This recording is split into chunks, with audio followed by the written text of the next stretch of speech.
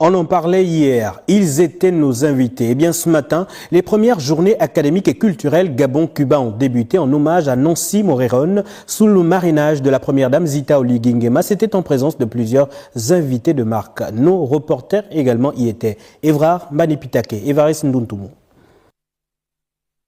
Près de 200 personnes prennent part à ce colloque scientifique relatif aux premières journées culturelles et académiques Gabon-Cuba sous le marrainage de la première dame Zita Oligui Nguema. Permettez-moi en cette occasion de remercier Madame Nancy Moreron, invitée d'honneur de ces travaux qui, malgré ses multiples occupations, a bien voulu nous faire la grâce de sa présence.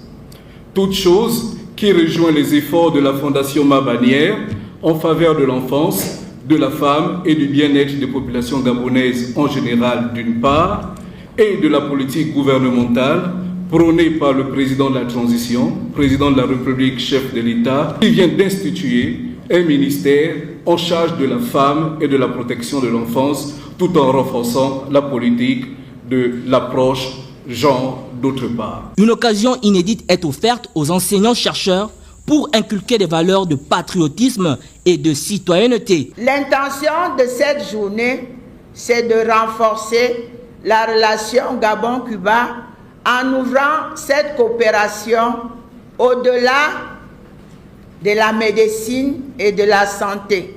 Nous avons élaboré 3 piliers.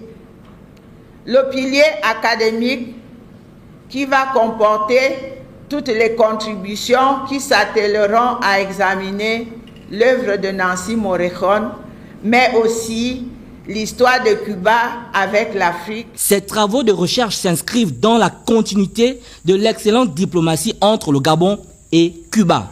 La culture, c'est ce qui reste quand on a tout oublié, dit un adage.